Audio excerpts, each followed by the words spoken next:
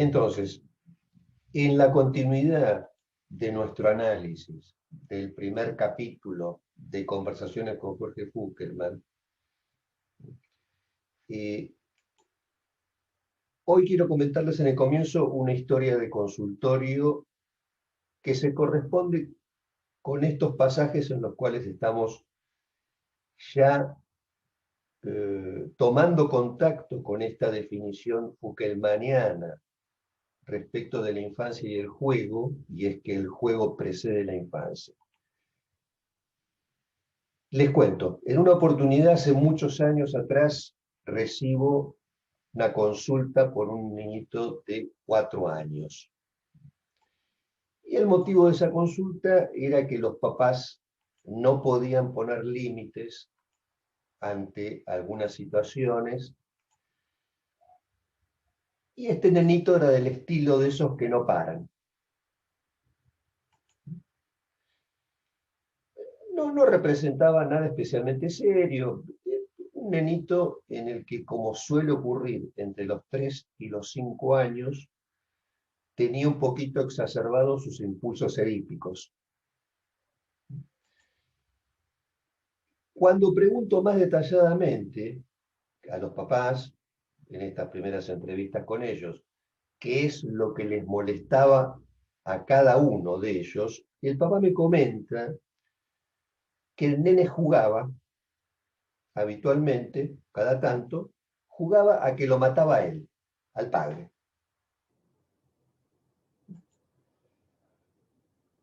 Y el padre no podía engancharse con eso.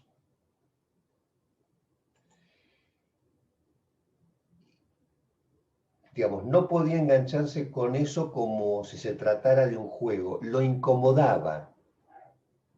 Pero por otra parte, tampoco podía hacer nada para detenerlo, y él mismo, el papá, se quedaba paralizado. Cuando comienzo a preguntar por los abuelos, que es un dato sobre el cual yo siempre indago, parece muy interesante en las consultas por la infancia preguntar sobre los abuelos porque es como preguntar sobre la infancia de los padres. Interesan los abuelos. Si hay abuelos, a qué se dedican o dedicaban, qué relación mantienen con la familia, si hay algún abuelo o abuela que sea especialmente importante para la nena o el nene. Cuando pregunto sobre esto, el papá me dice que solo vive su madre. Y cuando le pregunto sobre su padre, o sea, el abuelo paterno del nene, me dice que el papá de él había muerto cuando él era pequeño. De más está decir que yo escucho esto, me quedo pensando y veo que el papá no había hecho ninguna conexión entre esto que le incomodaba de su propio hijo, eso que él no podía ver como un juego, que era ni más ni menos que en una escena infantil poner un padre muerto sobre esa escena, con aquello que le concernía en su propia historia, que es un padre muerto sobre la escena, pero ya no de jugando. Por lo pronto podemos pensar, o yo pensaba en ese momento, no de jugando en su momento para la propia madre del Señor, para el entorno, y luego para él mismo en las posibilidades que pudiera haber tenido de retomar en activo esta problemática en su pospubertad, o sea, la muerte del padre. Y si el papá no podía tomar lo que su hijo hacía como un juego porque se angustiaba, si el padre no podía sostener él mismo un más allá del juego, delimitando así lo que es juego de lo que no lo es, el que quedaba comprometido ahí era el nenito en su condición de nenito. ¿Por qué? Por un lado, por quedar concernido este padre en algo que lo paralizaba, lo incomodaba, lo angustiaba, justamente a esta mostración del nene, al papá no le era posible inscribirla como juego. Y si eso que el hijo mostraba no se inscribía como juego, en la lógica que nosotros estamos proponiendo en esta lectura, si esto no se puede inscribir como juego, lo que queda ubicado ahí no es un nenito, no es la infancia, sino algo para lo cual habrá que encontrar otro nombre. Y esto lo digo no porque un papá o una mamá no se puedan angustiar, incomodar o paralizar, porque eso forma parte de la función parental. En el caso que en la reunión anterior nos comentaban Belén y Regina, justamente, esta cuestión se mostraba de manera ejemplar, ¿no? Y ahí Regina y Belén aparecían tomando el relevo en ese punto de angustia e incomodidad de la mamá o del papá, que aparecía bajo distintas formas. En el caso que les estoy comentando, el papá no tenía ninguna posibilidad de volver él mismo sobre esa posición, lo cual derivaba en quedarse en un estado de perplejidad, ¿no? Sin poder ubicar algo para decir sobre eso. Y digámoslo así, que está en correspondencia con estas concepciones foucaultianas. Esto que hacía el hijo, por tocar seguramente una problemática inconsciente paterna, al papá mismo lo aniñaba, lo hermanaba con su hijo, con la dificultad que eso conlleva, porque un papá aniñado o hermanado con el hijo no es un papá. Y entonces, fíjense qué interesante, porque lo que volvía a repetirse sobre la escena era efectivamente la falta de un papá, lo que lo dejaba su propio hijo huérfano. Digo, no porque esta vez ese padre se muriera de verdad, sino porque este padre quedaba ahí en una situación como de invalidación, ¿no? Invalidado.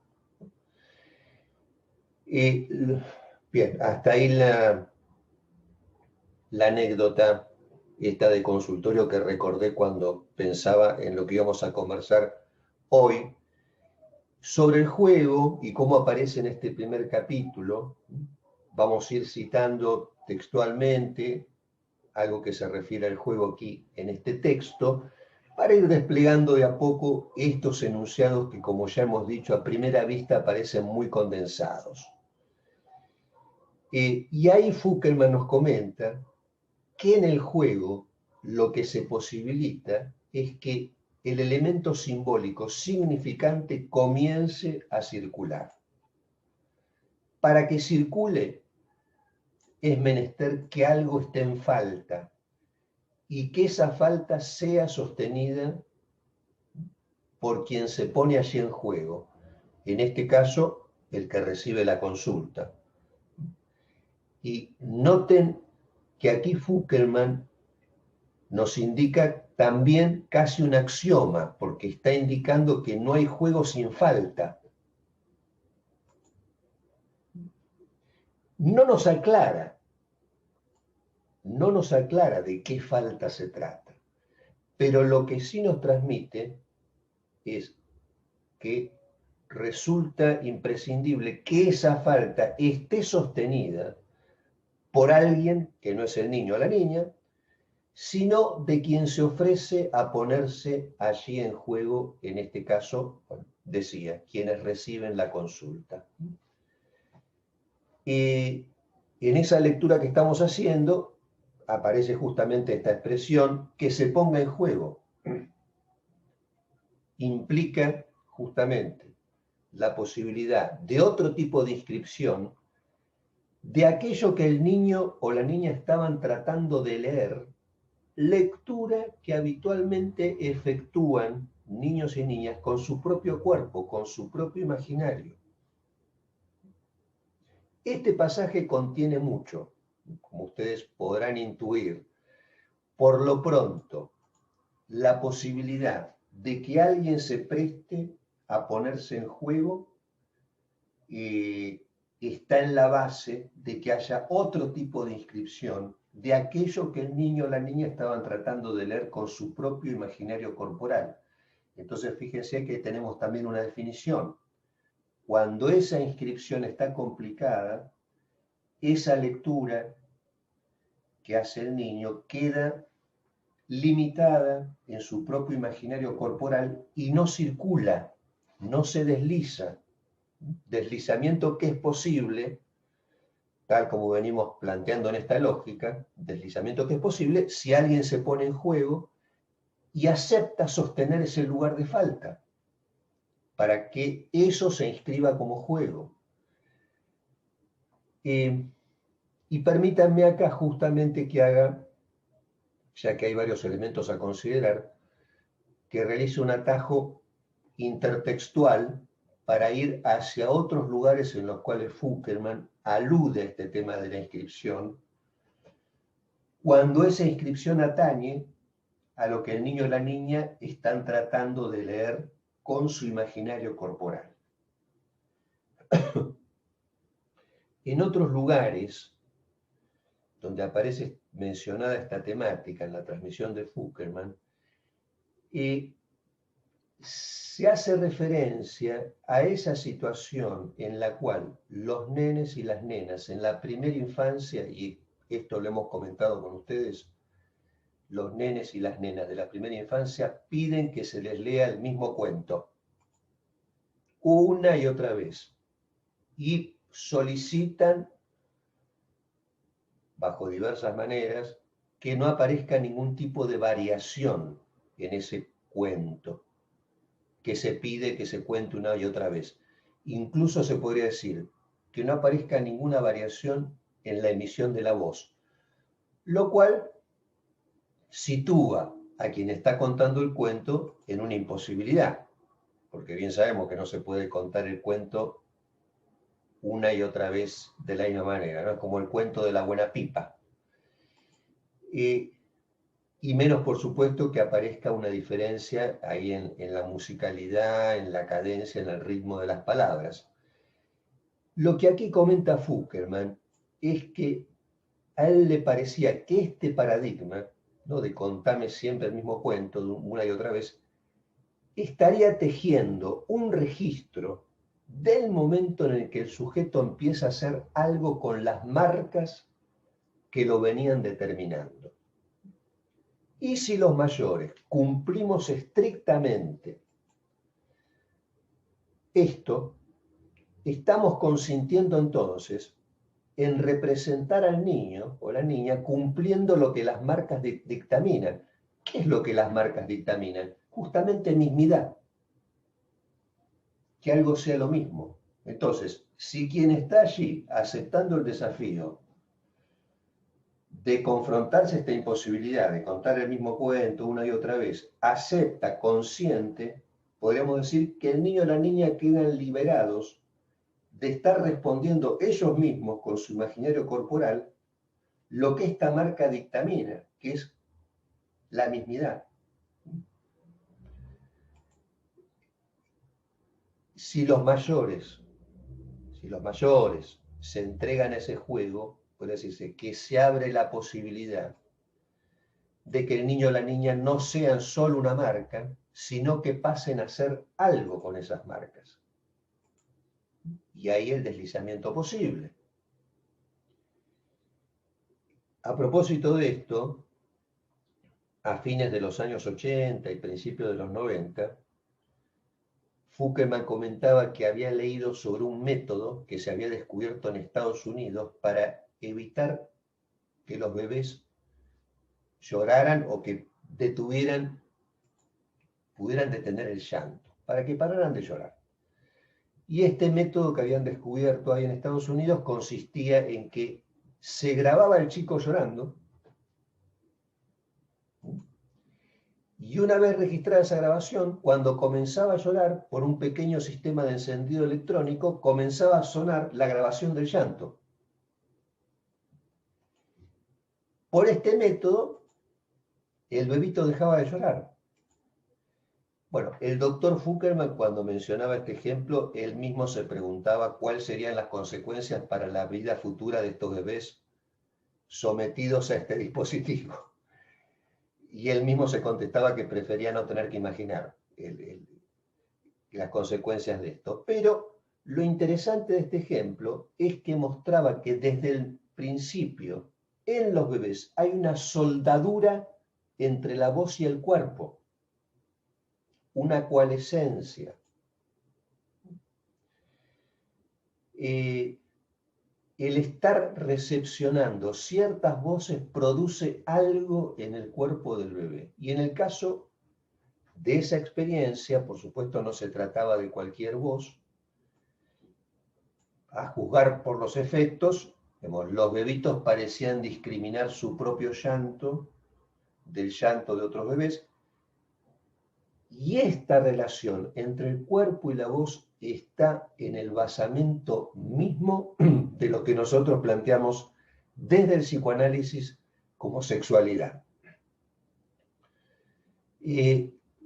Luego serán no solo la voz en su vertiente rítmica y melódica, sino ciertas palabras y enlaces entre palabras, con las derivaciones que esto tiene.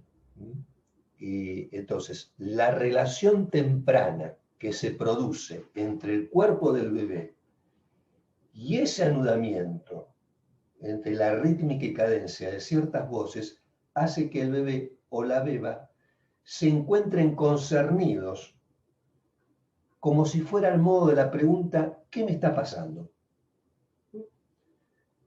Y cuando se pregunta qué le está pasando, esto por supuesto que es una imagen que estamos aportando nosotros, ¿no? Cuando el bebé o la beba se preguntan qué le está pasando, es con la imagen del cuerpo que intentan dar cuenta de lo que está ocurriendo.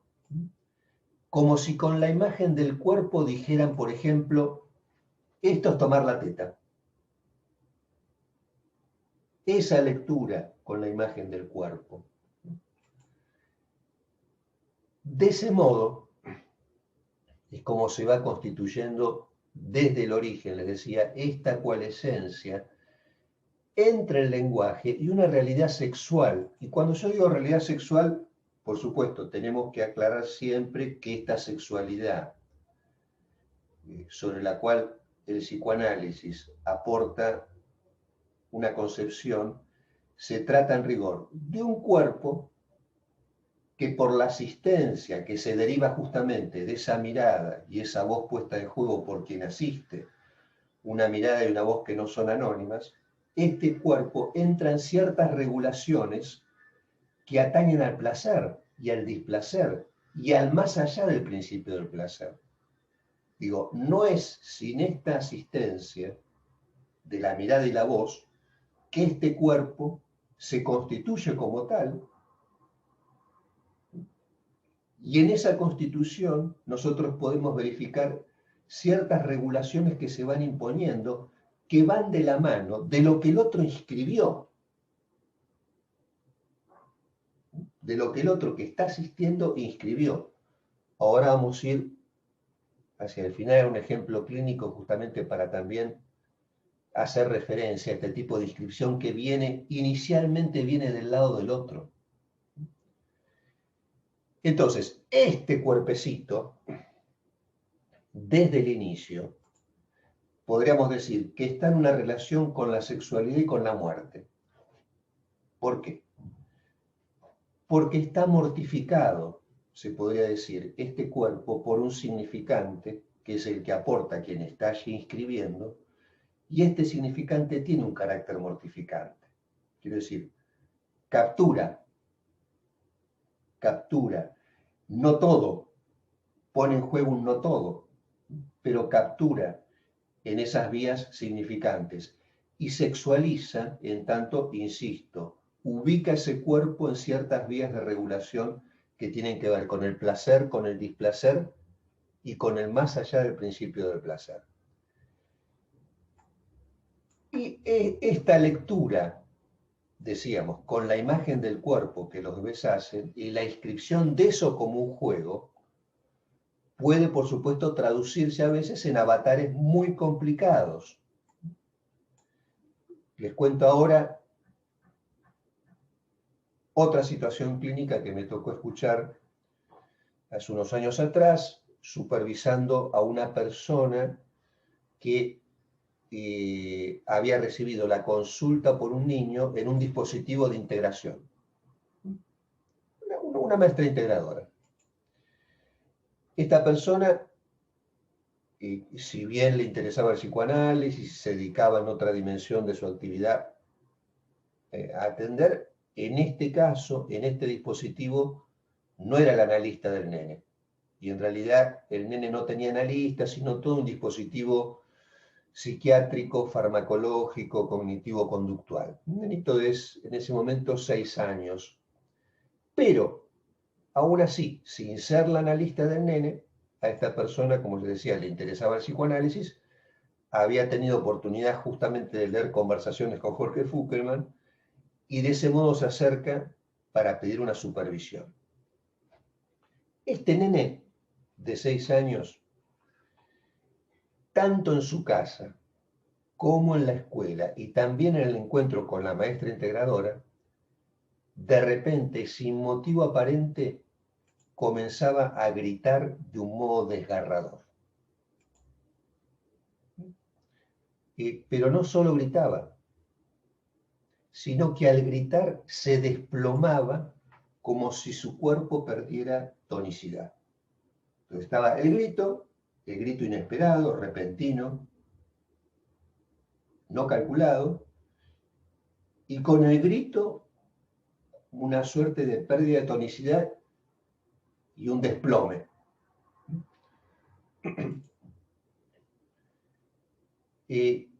Se trataba del primer hijo de una pareja, había sido un embarazo deseado, buscado. La mamá le había contado a la integradora que se había sentido muy feliz con el embarazo y la gestación había transcurrido maravillosamente bien. Subrayo esto, de estos embarazos que pueden ser un cuento de hadas. Atención, atención, porque después tenemos el parto y ahí el cuento de hadas se transforma en un cuento de terror. Bien. Bueno, embarazó bien, gestación maravillosa, pero contaba la mamá que cuando nace el bebé y las enfermeras se le acercan para alcanzárselo y que lo tenga por primera vez en los brazos, la mamá había hecho este gesto, un gesto de rechazo.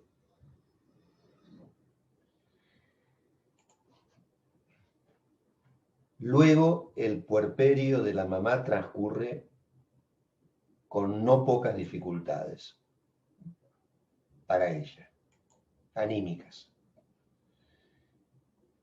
Ahora bien, esta colega viene a comentarme el caso y lo que yo le pregunto respecto a los gritos del nene, si a ella le parecía que el pequeño gritaba o le gritaba a alguien en particular. Es decir, si los gritos parecían estar dirigidos a ella, a los papás, a alguien en la escuela o a nadie en particular. Y lo que la integradora me responde es que el niño gritaba, que no parecía que el grito estuviera dirigido o dedicado a alguien en particular, gritaba. Bien. Vamos a puntualizar algo sobre la dimensión del grito. No del grito de este nene, sobre el cual ya iremos hacia el final a comentar algo, pero sino sobre el grito de los bebés en general, algo que hemos comentado con ustedes, con quienes participaron el año pasado en el taller de psicoanálisis aplicado en la infancia, que es interesante que volvamos a recordar ahora.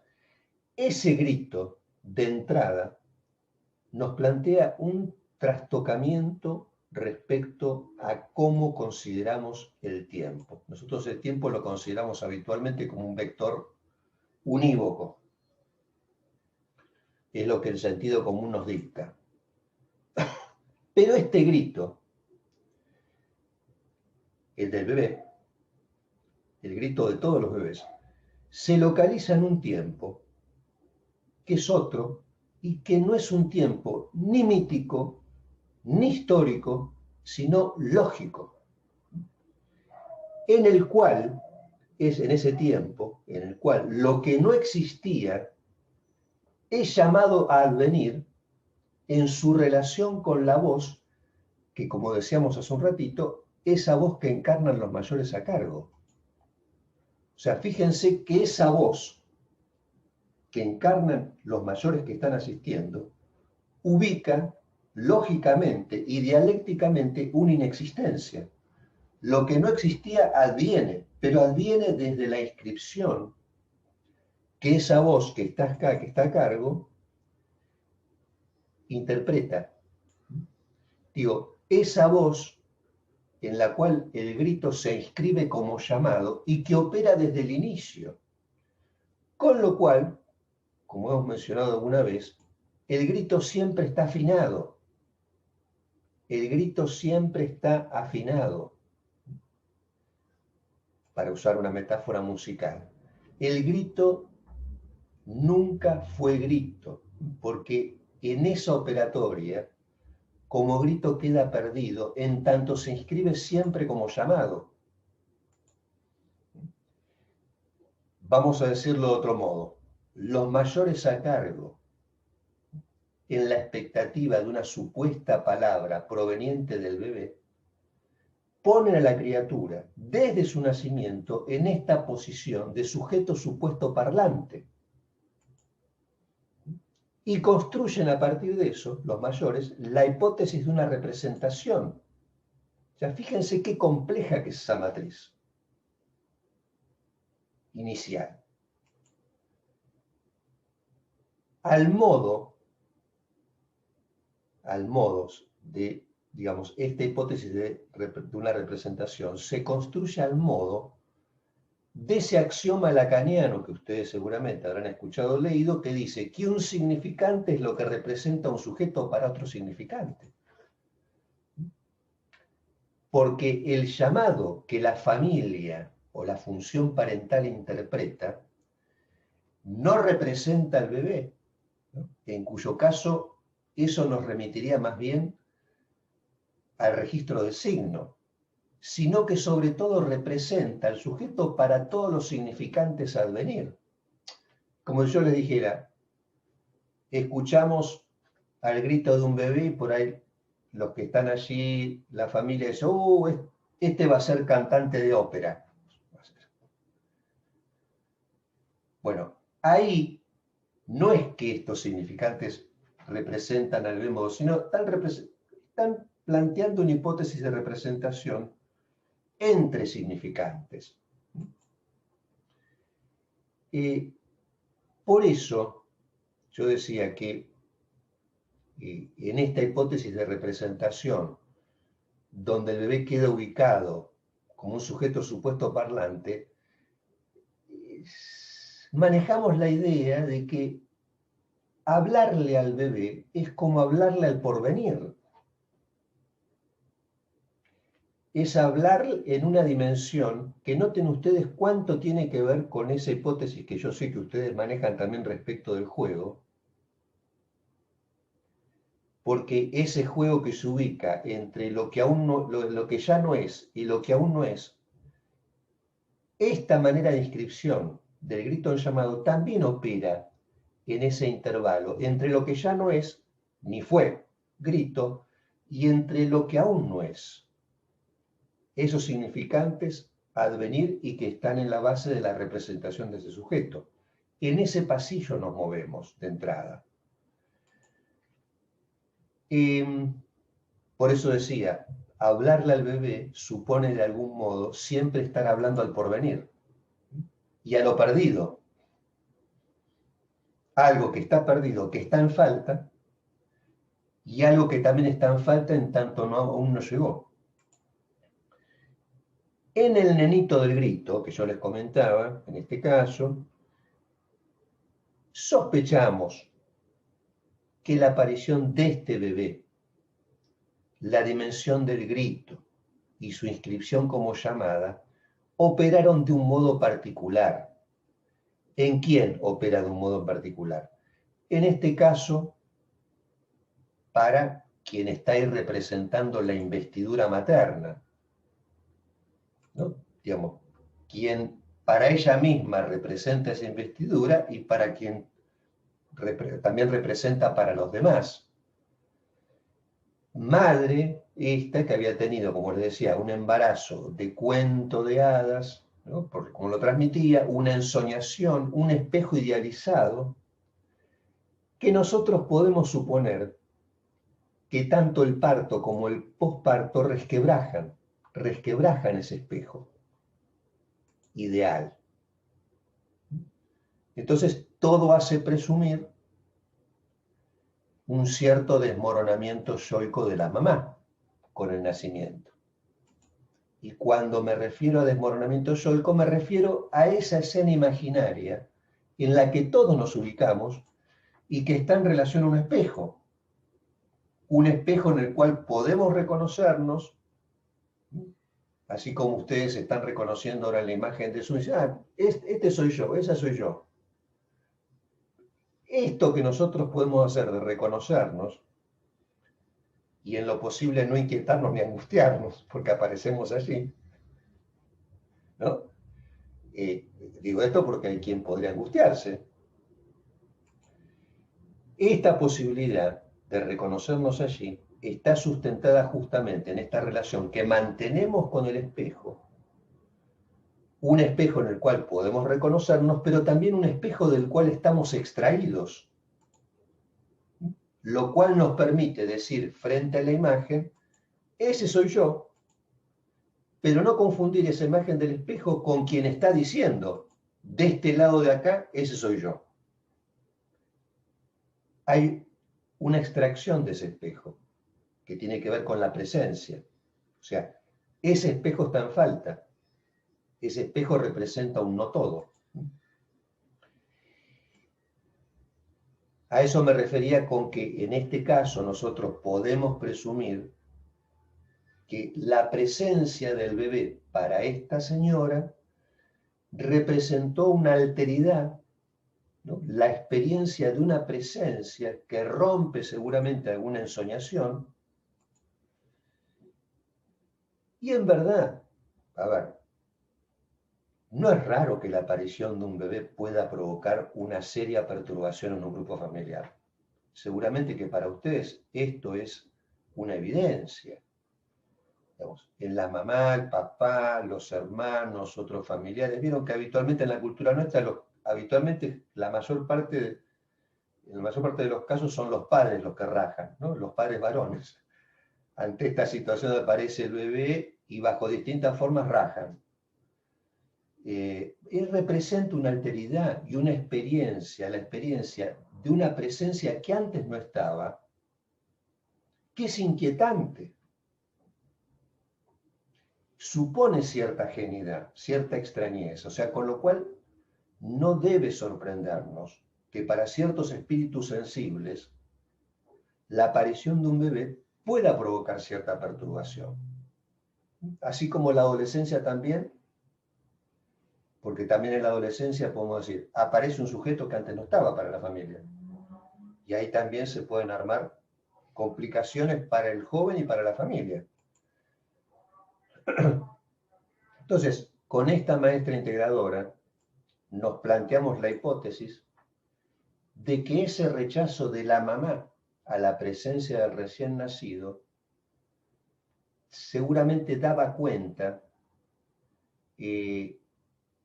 de una circunstancia muy especial respecto a esta inscripción del grito en llamado. No es que no se hubiera escuchado un llamado, no es que no se hubiera escuchado un llamado, lo que nos preguntamos es qué llamado se escuchó allí, qué llamado se inscribe para la mamá. Y lo que nosotros podemos suponer es que el llamado, en este caso, con este espíritu sensible materno, tendió quizás a inscribirse bajo la forma de una voz feroz, atronadora, que desencadena una respuesta, la de la madre, la del momento inmediatamente posterior al parto y el posparto, una respuesta que quizás no estaríamos mal orientados si la consideramos cuasi psicótica. Incluso podemos arriesgarnos a decir, la madre agujereada por ese grito, que se inscribe como llamado agujereante, en el que pone, digamos, en evidencia, hay una falta de recursos para abarajar este llamado. Y fíjense qué interesante, yo decía, la madre agujereada por ese grito que se inscribe como llamado agujereante. Años después, lo que nosotros constatamos en la fenomenología de lo que le pasaba al nene, es que el nenito está leyendo con el cuerpo un agujero que agujerea la escena. Porque era evidente que cada episodio del grito agujereaba la escena para todos aquellos que estaban presentes. La familia, la escuela, la maestra integradora, todos se quedaban así, como con el gesto que hizo la mamá en el nacimiento. O sea, el nene se podría decir que leía con la imagen del cuerpo quizás este agujero, y esto indudablemente para las escenas en las cuales se manifestaba ese grito inesperado, que era un llamado, y de hecho la maestra integradora de entrada también lo escribe como llamado y hace lo que puede. Lo agarra al nene, lo abraza, lo apretuja, lo contiene. En realidad ella ahí empieza a operar ya no como maestra integradora, sino como una intervención terapéutica cada vez que aparecía este fenómeno. Bueno, esa experiencia que los papás no podían leer como un juego y que no parecía estar dirigida a nadie en particular. Aún así, el grito del niño estaba afinado. Por eso digo que el desafío de la maestra integradora era inscribir como llamado lo que los otros solo escuchaban como el sinsentido de un grito, para de ese modo comenzar a ponerle el nombre a un juego.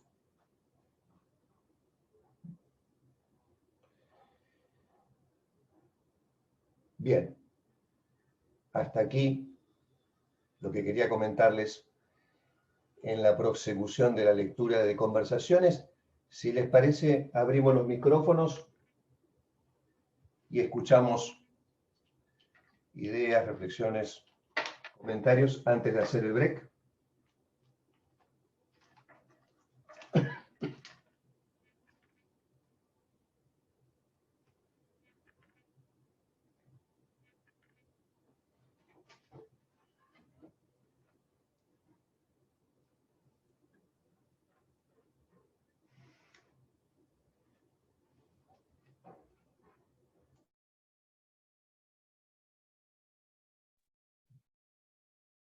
Yo me quedé pensando en cuando contabas del nene con la integradora, en lo que le pasaba en el tono, con esto que se desplomaba después de gritar, como un vaciamiento, como que después de sacar eso, se vaciaba, digamos, como se desplomaba, luego de gritar, lo pensaba el nene vaciándose corporalmente. Me parece que muy atinada la palabra vacío porque la ponemos en correspondencia con agujero. Sí.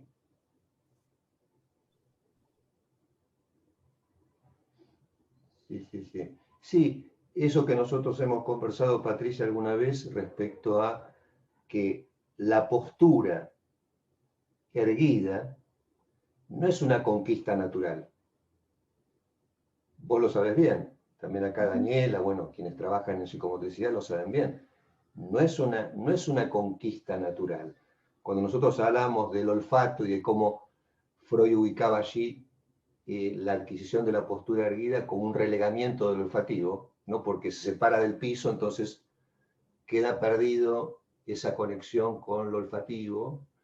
Sí, bueno, pero la adquisición de esa postura erguida, sin ninguna duda está vinculada a esa voz y esa mirada, la que ustedes ponen en juego en los tratamientos, y donde van constatando cómo este cuerpo adquiere cierta tonicidad, ciertas posibilidades de prestancia, ¿no? De prestancia y de consistencia que están en relación al espejo,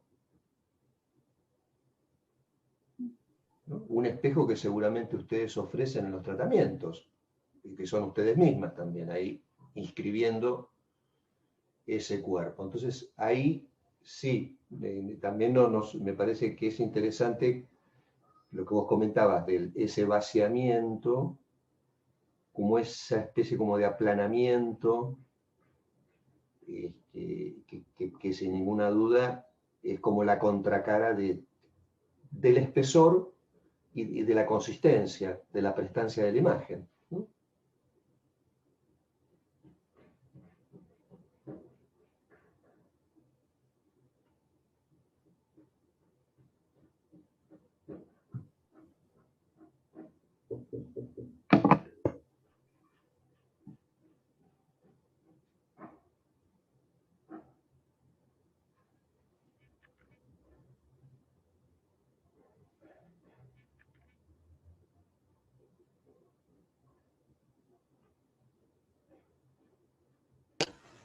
Bueno, a mí se me articulan varias cosas en esta primera parte de la charla.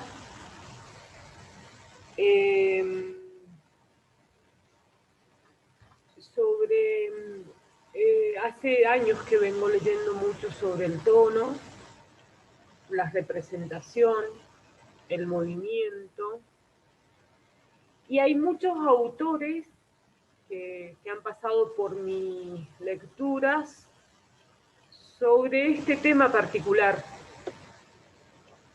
Vallon es uno, Henry Vallon, un francés muy relegado porque era de los Países Bajos comunistas, entonces, bueno, no tuvo la suerte de ser más mundialmente conocido, por lo que siempre conocemos, ¿no? Hay ciertos lineamientos políticos que callan algunas voces y le dan lugar a otras. Y entonces, en estos casos que ha presentado Miguel, calan profundamente esta unidad tónica, emocional, que se despliega, ¿sí?, en un hecho tan sencillo y natural como puede ser el parto. Me impacta mucho cuando Miguel dijo que el parto es la síntesis de una imagen y al mismo tiempo el espejo de ese imaginario social que la mamá o las mamás tienen con relación a la situación particular del nacimiento de otra persona, y que esto es un acontecimiento social y no tiene por qué ser totalmente agradable. ¿Sí? A veces tenemos esta publicidad incorporada, que el momento del parto es un momento idílico. Para algunas parejas sí, para otras no. O para no solamente pareja, para esa mamá que decide tener a ese niño o esa niña y llevar a cabo una idea, quizás no con un sinfín de decisiones que acarrea esto, ¿no? Ahora, me impacta también esta frase, que el grito se inscribe como un llamado. Pero no es que el grito se inscribe como un llamado. ¿Qué llamado se inscribe en ese grito? A mí estas dos preguntas me ponen en tensión, me ponen en decisión de tomar, qué decisión tomar en estrategias educativas acompañantes de diferentes infancias, que cada vez las observo más complejas, más dependientes, con mucho más temores, con muchas más dependencias del adulto, del objeto, del espacio, de la voz, de la mirada y la imagen. Entonces, y al mismo tiempo resuenan en mí esto de hablarle al bebé es hablarle al porvenir. Y ahí se me cruzan también otras propuestas educativas, también que vienen de esa zona húngara, muy callada también, donde uno inscribe al otro con la palabra, dándole un lugar, dándole un espacio, dándole una representación psicológica dentro de un contexto social. Cómo la palabra ayuda, obstaculiza, detiene, limita, rechaza, incluye. Entonces, me pongo como sensible en este vocabulario que uno utiliza para darle existencia a un otro que está expectante en esa relación vincular con historia y que se actualiza en la sala de psicomotricidad muchas veces. Va, siempre, ¿no? Eso me impacta y me encanta seguir profundizando estos conceptos, ¿sí? Bueno, también me hacía acordar la propuesta de Iván Lajó, un semiótico lingüista, donde él trata actualmente adolescencia, todas las adolescencias, ¿no? Donde aparece el sentimiento de muerte, bueno, yo no pedí nacer, ¿por qué me trajeron al mundo? Bueno, toda esta sintomatología que muchas veces la organización hormonal o los cambios hormonales activan también fisiológicamente en los adolescentes, ¿no? Y él siempre analiza, como buscándoles respuestas a estas sensaciones que aparecen en la adolescencia, este lugar de hablantes que se fueron gestando a lo largo de su nacimiento, ¿no? Cuando uno dice a la mamá, a ver, dame la papita, y queda ese espacio que no tiene palabras, pero al mismo tiempo está creado ahí cuando el bebé es bebé y no puede responder, pero al mismo tiempo esta mamá le da esta posibilidad, o este papá le da esta posibilidad, ¿no? ¿Cómo se va construyendo eso tónica y emocionalmente a lo largo de la historia de cada uno, ¿no? Bueno,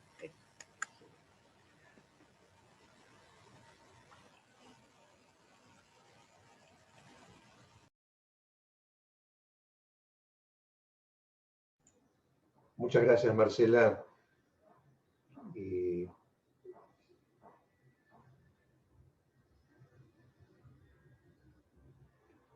Me parece que Daniela quería comentar algo.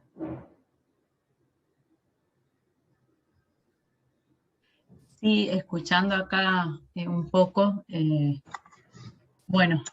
pensaba en las docentes también dentro de las aulas que, a ver, cuando yo llego y me dicen, gritan, los chicos gritan, entonces me he quedado pensando en esto de cómo hacemos para acompañar en estas cosas que para, a ver, que no son tan simples, digamos.